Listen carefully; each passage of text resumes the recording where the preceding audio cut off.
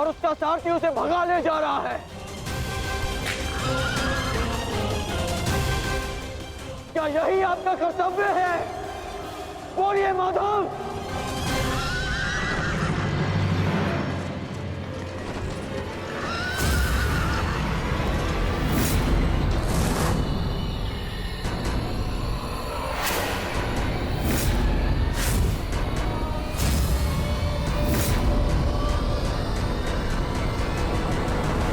मेरे प्रश्नों का उत्तर दीजिए माधव।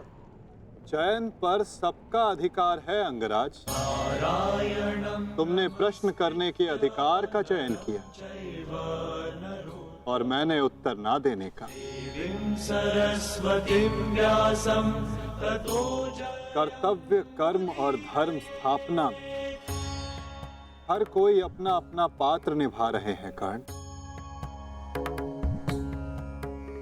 तुमने अपना कर्तव्य चयन किया और मैंने अपना।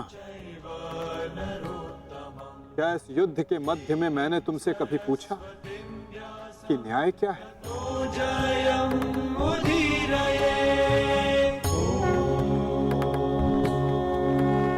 क्या तुमसे ये पूछा कि इतिहास में किस भांति तुम अपना नाम लिखाना चाहते हो? तुम और तुम्हारे सारथी के मध्य में ना आना मेरी सीमा है, तो मेरे और मेरे रथी के मध्य में ना आना तुम्हारा कर्तव्य अंगराज। नहीं माधव, मैं आपको नहीं जाने दूंगा। सूर्यास्त होने को है, आज ये द्वंद समाप्त होकर रहेगा।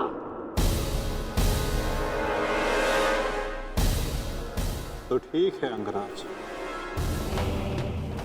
तुम अपना महारथी होने का कर्तव्य पूर्ण करो और मैं सारथी होने का कर्तव्य निभाऊंगा। केवल शब्दों के बाणों से अर्जुन और वासुदेव को नहीं रोक पाओगे कर्ण।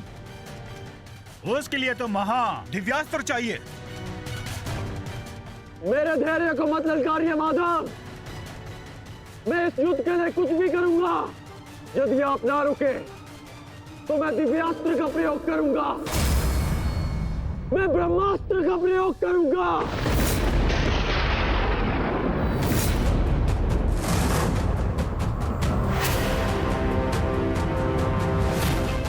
पराजय ने तो तुम्हारी बुद्धि तक हर ली अंगराज। ब्रह्मास्त्र का ज्ञान अर्जुन भी जानता है। यदि दो ब्रह्मास्त्र एक साथ टकराए तो इस युद्ध का ही नहीं, संपूर्ण सृष्टि का सर्वनाश हो जाएगा। मेरा कर्तव्य युद्ध समाप्त करना है मद्राज। सृष्टि की चिंता नारायण जाने। तुम्हें जो करना उचित लगे तुम कर सकते हो कर्ण, किंतु मेरे रुकने का समय अभी नहीं आया है।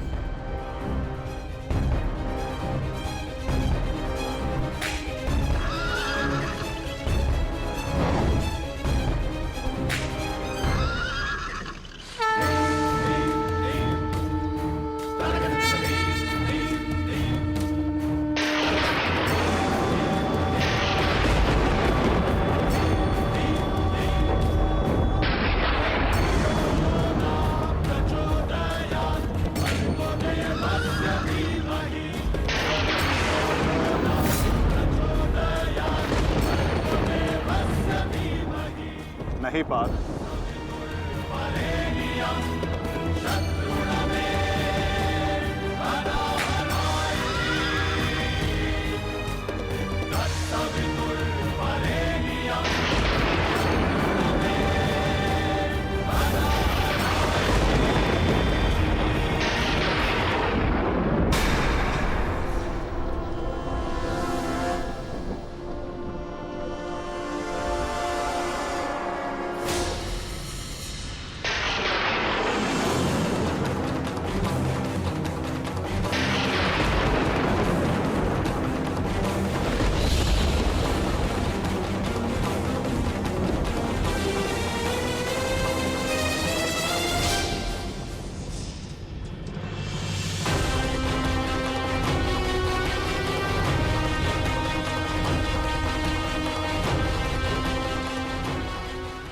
जमदग्निपुत्र परशुराम तुम्हें श्राप देता हूं कि मेरे द्वारा दिए गए दिव्यास्त्रों का तुम उपयोग नहीं कर पाओगे। जिस समय तुम्हें इन दिव्यास्त्रों की सबसे अधिक आवश्यकता होगी, उस समय तुम इसके अनुसंधान की विधि भूल जाओगे।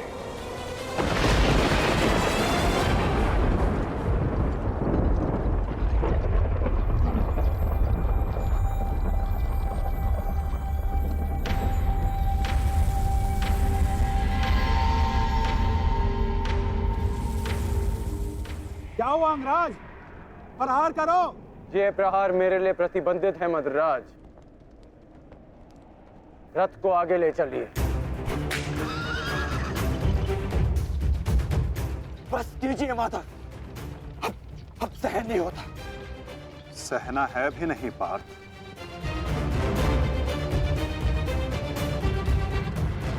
अब समय आ गया है।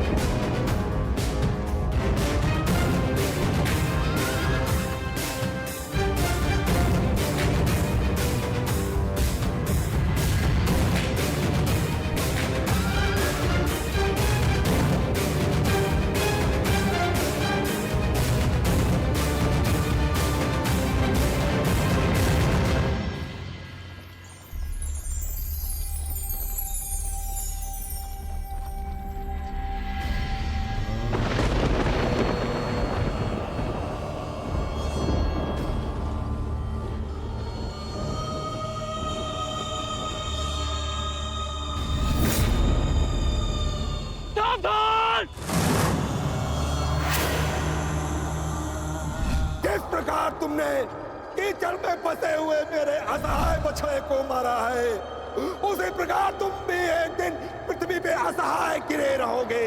मैं अग्निहोत्र ब्राह्मण विजय तुम्हें श्राप देता हूं।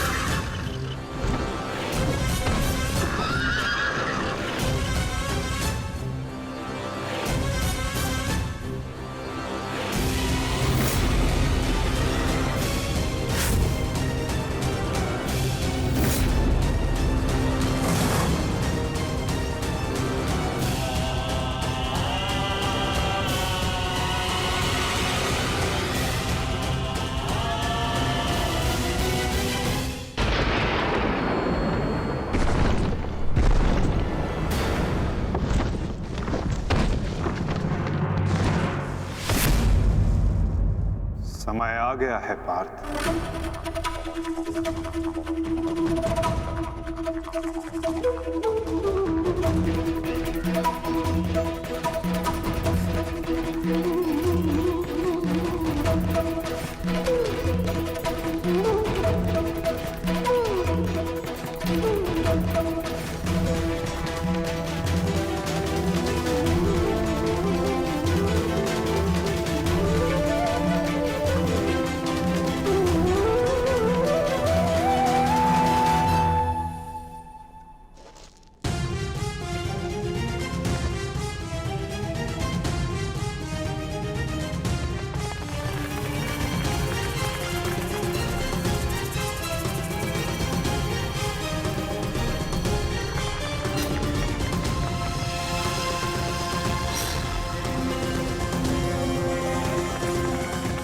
मद्रराज, चक्र निकालने में मेरी सहायता कीजिए। तुम भूल रहे हो अंगराज, मैं मद्रराज हूं। ये राज्य मुझे जन्म और प्रताप से मिला है, किसी के दान से नहीं। भले ही मैं तुम्हारा साथी हूं, परंतु परिचालक नहीं। तुम सूत पुत्र हो, तुम स्वयं अपने रथ का चक्र निकालो।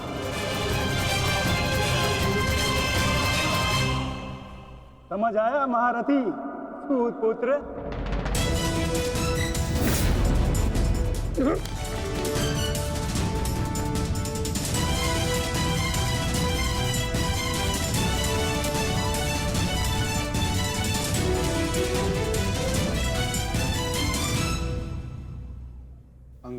को युद्ध का आवाहन दो पार्थ।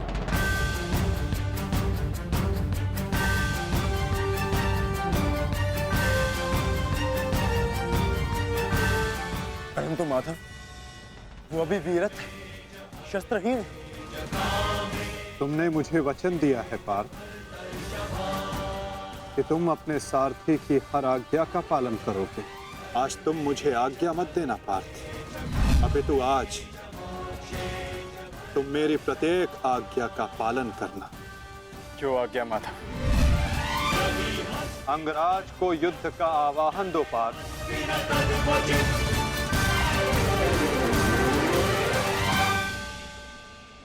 अंगराज, मैं तुम्हें युद्ध के लिए आवाहन करता हूं।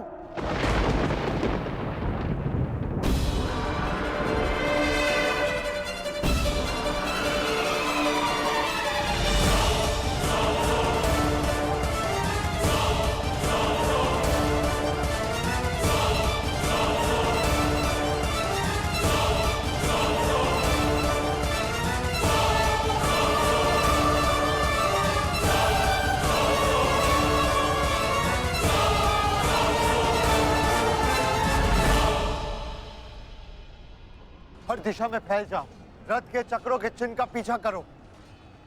हमें शीघ्र ही अर्जुन तक पहुंचना है। सारथी, आगे बढ़ो।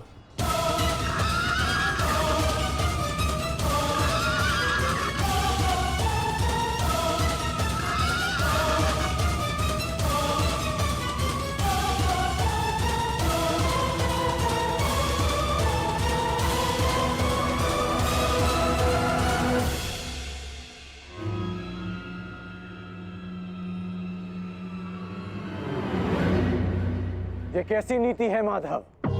इस समय अर्जुन रथ पर है और मैं रथ विहीन। ये नीति नहीं है। नीति तो ये भी नहीं अंगराज कि एक भागते हुए योद्धा पर प्रहार किया जाए, उसे युद्ध के लिए ललकारा जाए, जो तुमने किया।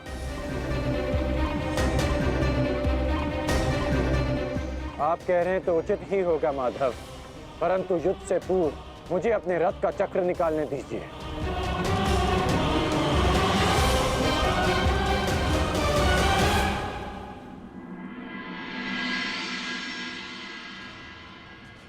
अर्जुन कहाँ है? सूर्यास्त होने में ज्यादा विलंब नहीं और अर्जुन का कुछ पता नहीं चल रहा।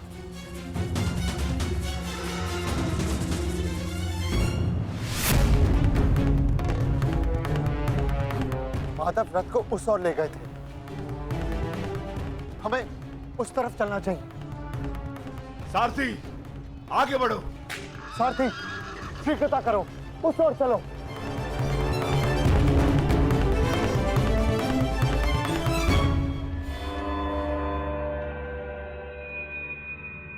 नहीं अंगराज, सूर्यास्त होने को है, समय शेष नहीं है। तुम्हें अभी और इसी क्षण युद्ध करना होगा।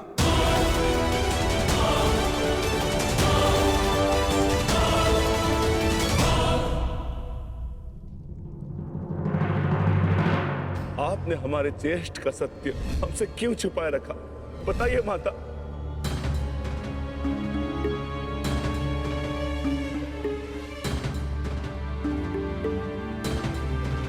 चिंतित ना हो माताश्री,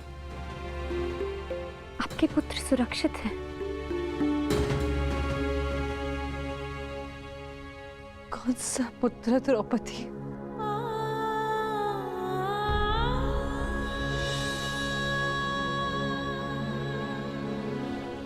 तुम भी एक माता हो यज्ञसेनी, यदि तुम्हें ये विकल्प दिया जाए कि तुम्हारा एक पुत्र जीवित होगा और एक को अपने प्राण देने होंगे, तुम किसे चुनोगी? बताओ द्रौपदी, क्या ऐसा निर्णय लेने का साहस है तुम्हें? उत्तर दो मुझे।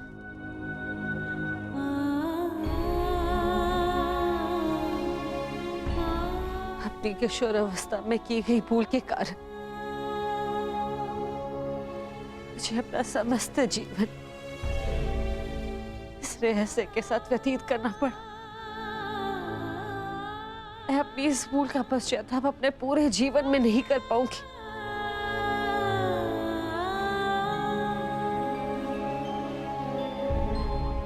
मैं अपना जीवन अपने 5 पुत्रों के साथ व्यतीत कर रही थी। एक माँ होने का पूरा कर्तव्य निभाया मैंने, किंतु मेरा एक पुत्र जिसे ना पिता का नाम मिला ना माता का स्नेह, वो अपने समस्त जीवन में एक पुत्र होने के समस्त सुखों से वंचित रहा। और मैं एक अभागन माता उसके लिए कुछ नहीं कर पाई। कर्ण के साथ जो मैंने अन्याय किया उसके लिए मैं स्वयं को कभी क्षमा नहीं कर पाऊंगी। बताओ मुझे, भला एक माँ अपने किसी पुत्र की मृत्यु का चुनाव कैसे करे? किसकी दीर्घायु के लिए प्रार्थना करूं? यदि एक के जीवन के लिए प्रार्थना करती हूँ तो उसका अर्थ ये होगा कि दूसरे पुत्र की मृत्यु के लिए प्रार्थना करना। किसके लिए प्रार्थना करूं? उस पुत्र के लिए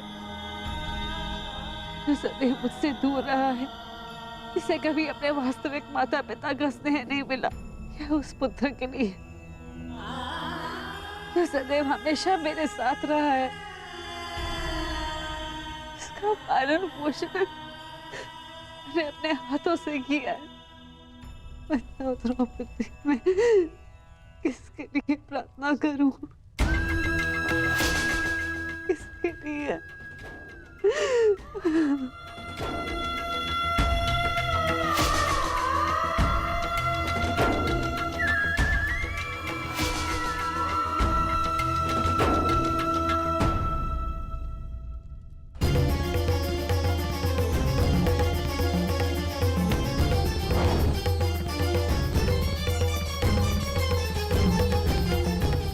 मिस्टर दुर्योधन, उधर देखो।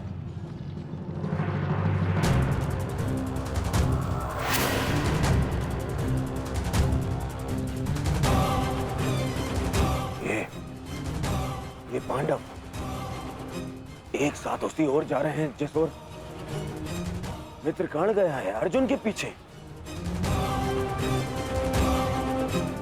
अवश्य कोई योजना है, अवश्य कोई योजना है। मुझे कर्ण की सहायता के लिए उसके पास जाना होगा। अश्वत्थामा,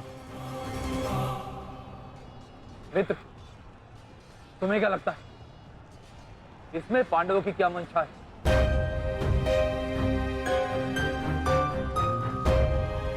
पता नहीं मित्र,